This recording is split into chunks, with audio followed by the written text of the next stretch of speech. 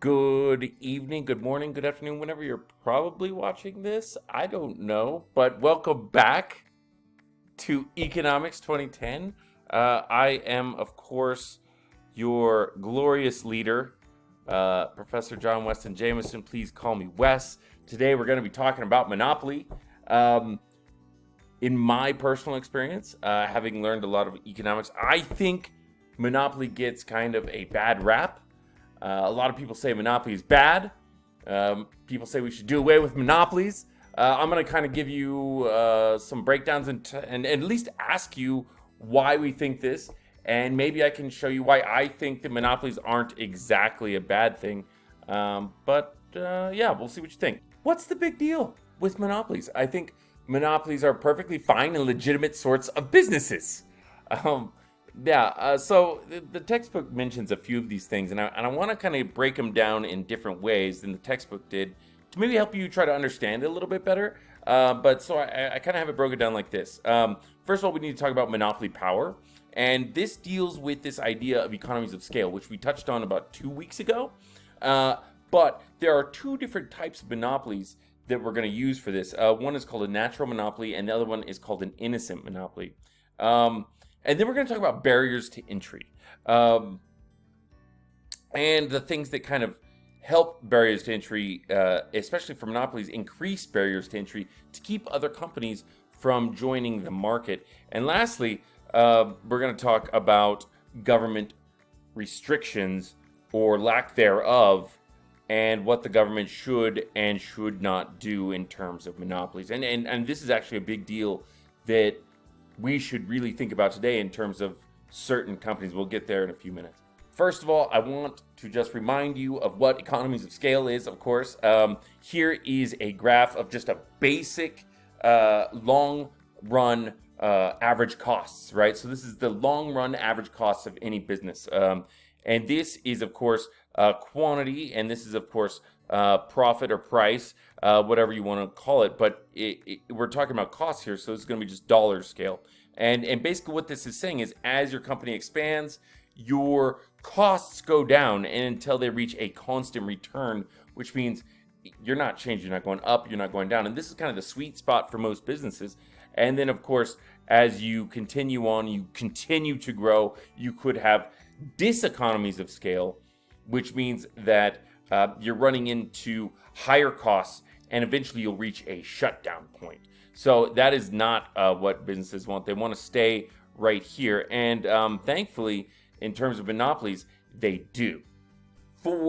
Actually, for most monopolies, they have a constant returns to scale or a constantly declining return lower long run average costs. So you're going to see that monopolies are constantly trying to lower their costs, and this is how they maintain profit and maintain their power over any other entrant into the market. And we'll talk about a few of those too, but I want to just give you a reminder of what this is. And first, I think we should talk about how these monopolies maintain power. I think it's interesting that your book doesn't talk about this. It doesn't talk about innocent monopolies, but they do exist, and we'll kind of dive deep into this a little bit here. The definition of an innocent monopoly is a business that has achieved monopoly status, meaning that they are the only seller of a good, purely by merit alone. Now, we know that there are like laws and there's all these things in the government, especially in the U.S. government, that wants to prevent monopolies. But there's also laws in place that support monopolies. And I think this is something that goes unsaid mostly in economics. You have your textbook here, and I think all they talk about is, monopoly bad, and you look and you see like, why is monopoly so bad? I mean, look at what monopoly has given us. And what about innocent monopolies? What about a company that's done it the right way and is just better than everybody else, and they've become the only supplier? Are they so bad? Should we fire them? Should we break them up? What have they done wrong, right? And so what are some examples of this that we could think of? Well, so like the first example I can think of, the very first one is Facebook. Now, like, Who uses Facebook anymore? I certainly don't. But Facebook was one of the first like social media platforms that really took off, and for 20 years they had like almost no competition. And now like you have Instagram and Snapchat and TikTok, and all those kind of do different things. They're not really Facebook, and I'm sure many of you still have a Facebook. I don't use Facebook. My mom uses Facebook, so I don't use the same programs that my mom uses. It makes me feel old, you know? And I feel like most old people do. I don't want to rant on Facebook, right? I don't want to do. My friend puts rants on Facebook all the time, political rants, and I'm like, I don't want to hear any of that. But yeah, I think that's what Facebook's turned into. Maybe that's what they have the monopoly on now, is like ranting about politics. But yes, Facebook was one of those companies that just did something, and did something so well that it took 20 years for other companies to figure out. And so they alone had a monopoly on this kind of social media platform. Another company that we can talk about is Google. Now, you're telling me, the first thing you're telling me is Wes. Okay, Wes. There's other search engines. There is. However, no other search engine has their own verb. You know, when we say to Google something, you know exactly what I mean. You know, I don't say, yeah, you know, why don't we ask Jeeves that? That was really a search engine like 15 years ago. Yeah, look it up. Blast from the past right there. Ask Jeeves. It's a thing. I'm not being paid by Ask Jeeves to say that right now. So I'm just whatever. But yes, Google is so powerful because of their name recognition, their name brand. That in and of itself has provided them this monopoly power. And not only that, they're reaching out in different ways and getting different kinds of companies. They make phones and computers, and now they're literally an ISP. They're turning into an internet service provider in Austin. There's several Google storefronts, which, you know, blows my mind. What do they sell? You know, what do they sell? Is it just a desk where you come up and ask questions? I don't know. Anyways, yeah. So they would be considered an innocent monopoly. Maybe. We'll talk about that in a second, but maybe. One last one. Amazon. What to say about Amazon? They're the scariest company. Everything they do, it's bigger and bigger and bigger. And there used to be people that sold things online all the time, and now it's all just Amazon. Everything is Amazon. They've become so huge. And it terrifies me. And I would love for the government to do something, but I don't know. We're not really seeing action. And we're seeing Amazon, they're paying their workers less and less and less and having them work more and more and more hours. And it's one of those things. It's like, is this the future? Is this what we're all going to be facing in the future? I don't know. Just scary, because next week we can talk about wages, and we'll get there in a second, but we're going to talk a lot about these companies next week. I want to talk to you a little bit about barriers to entry. This idea of barriers to entry, it could be kind of difficult to understand, but like if you want to, let's say, compete against some of these innocent monopolies, right? And again, remember, innocent monopolies are monopolies that have they've achieved monopoly status by no fault, like by not breaking any laws, just by doing something so well, or the fact that they're in a location that proves for them to have monopolistic power. Let me give you an example.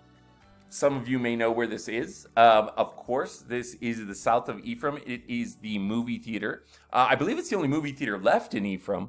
And they have achieved a monopoly in Ephraim because, well, they are the only one in Ephraim. You know, they have access to all the first run movies, and I've gone there. I'm sure many of you have gone there.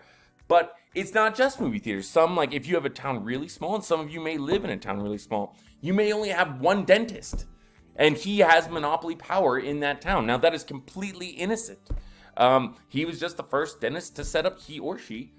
Females can be dentists too, you know? And it's 2021, so maybe we use they. They can set up I'm trying not to get canceled. You know, it's 2021. Like, I got to be inclusive, and I think that's totally. I'm rambling. We'll move on. We'll move on to the next one. So, not only can location provide you monopoly power, and keep in mind, there is no government laws against this. Innocent monopolies and natural monopolies are completely allowed by the government. But not only location, but sunk costs. And what is sunk costs? Sunk costs are costs that once you paid for them, there's no returning that money. There's no getting that money back. It's almost like building a movie theater. You can't just sell the movie theater. I mean, you can, but if somebody wants to, like, say, buy a Target for that space, they're gonna have to tear down that movie theater. That cost is sunk, And there's lots of different things about this. But one of the things that I wanted to talk about in sunk costs and government restrictions and due to natural monopolies is this. A natural monopoly is a very interesting thing, and let me give you one example. Natural monopolies are often called utility monopolies. And this is interesting. This took a long time for America to figure out that this not only should be legal, but should be the way to go. These are old pictures from New York, and you can see what's going on here. The electrical lines, right? The power lines are going everywhere, and this is when you had many different companies selling electricity, and they needed their own power line to do it. And so now you see crisscrossing lines. It was often very dangerous. We can see here this poor young fellow right here messing around with electricity. Probably shouldn't be. And this is a problem. We see over here that there's just way too many lines. It becomes dangerous. So yes, many small towns and many big towns, many cities only have one electrical company. They only have one gas company, one water company. And that's because we want to keep the lines as clean as possible. Imagine being a gas company, right? Like natural gas. And there was 4 different companies. Well, each company would need its own line of gas. Now you have crisscrossing gas lines all throughout underneath the town. That becomes a very dangerous situation. And so natural monopolies tend to be utility monopolies. And this brings us to the Sherman Antitrust Act. Once companies started merging together, this kind of monopoly power scared people because they felt like we were losing this idea of competition. If a monopoly is so big and so powerful and has barriers to entry into the market that are so high, nobody can start a new business. Nobody's going to be able to build their dream. And so what our legislators did was they passed the Sherman Antitrust Act. Its purpose was to protect competition, and it made monopolies illegal, except, of course, for innocent monopolies, those that obtained monopoly power through just purely legitimate means, and natural monopolies. And again, we call these utility monopolies. Again, the whole idea of a natural monopoly is to try to keep, this from happening and turn it into something like this, where we can share the lines, maintain a very clean system, and not leave it so, dangerous, Lastly, I just want to talk a little bit about government restrictions. Now, while the Sherman Antitrust Act exists, it hasn't been used in 50 years. And that is a totally scary thing because we are running into giant monopolies now, right? So we were talking about natural monopolies and being like electrical companies or gas companies. What about Twitter? What about Google? What about Facebook? Are they monopolies? Are they natural monopolies? Are they innocent monopolies? Should government step in? And these are the questions that we should be asking now, especially in terms of economics.